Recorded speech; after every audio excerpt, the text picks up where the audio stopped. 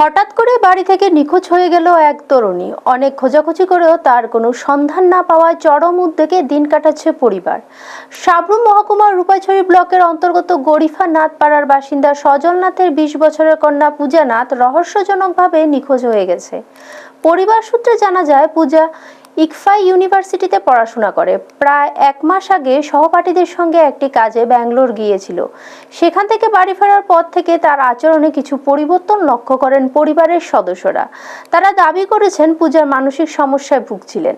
পূজার মা সীতা দেবনাথ সংবাদ মাধ্যমের সামনে জানান, গতকাল ভোরবেলা পরিবারের অগোচরে ঘর থেকে প্রায় 70,000 টাকা নিয়ে বেরিয়ে যায় পূজা।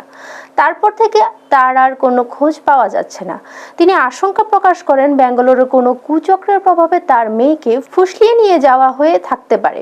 ঘটনার পর মনুবাজার থানায় একটি নিখোঁজ ডায়েরি করা হয়েছে। মেয়েকে ফিরে পাওয়ার আশায় অশ্রুসিক্ত চোখে সকলের কাছে সাহায্যের আবেদন জানিয়েছেন পরিবারের সদস্যরা। এই ঘটনায় এলাকায় চাঞ্চল্যের সৃষ্টি হয়েছে এবং প্রশাসনের কাছে দ্রুত তদন্তের দাবি উঠেছে। ব্যুরো রিপোর্ট, নিউজ তৎকাল 24। কি ছিল ঘটনা মেয়েরা কিছুদিন আগে বেঙ্গালুরু গেছিল যাওয়ার পরে এখান থেকে আমরা অনেক কষ্ট করে আনছি, নিজে টাকা পয়সা খরচা করে আনার পরে এখন বর্তমানে আইয়াসে পাগলের মতো করতে আছে বাড়িতে। তখন কালকে রাত্রে তাই বাবু এর মধ্যে শান্তিরবাজার হাসপাতাল মানসিক ডাক্তার দেখা নিয়েছে। মানসিক ডাক্তার দেখাইয়া যাওয়ার পর থেকে বাড়ির ঘরে জিনিসপত্র ভাঙচুর করতে আছে, জিতা খাইতে আছে, ইটা মারতে আছে, মারেও মারে, বাপেরও মারে। এমন করতে করতে কালকে রাত্রে তাই বাবু 2-1টা থাবসোবাদ দিছে। তাই চিল্লানি দিয়েছে, চিল্লানি বন্ধ করতে পারে না।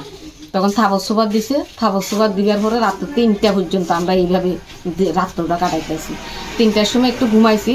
এরপরে ঘরের মধ্যে আজকে ঘরের কাজ চলতে আছে, যে ঘরের টাকা দেওয়ার লাগে 50,000 টাকা আর প্লাস আরো 20,000 টাকা এক্সট্রা আছে, এই 70,000 টাকা এবং গয়নাঘাটে কি নিছে কি না নিছে আমরা এখন কিছুই চাইছি না।